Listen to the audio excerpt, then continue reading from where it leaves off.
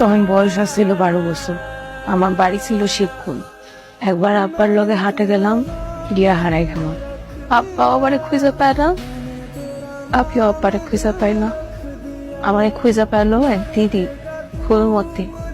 ফুলমতি দিদি আমারে নিয়ে আইলো। মানে রিনা, মিনা, আরো অনেকে আছে, কিন্তু আমি জানতাম না ওইটা একটা ব্যবসা বানাচ্ছি। ফুলমতি আমার সব ইচ্ছা, আকাঙ্ক্ষা, চাহিদা। আমার মনে হয়েছে এত ভালো মানুষও আছে। একদিন আমার অনেক আলতা পরায় লিপস্টিক দিয়া পাঠাই দিল এক ব্যাটার কাছে। তারপর থেকে কি করব আমি?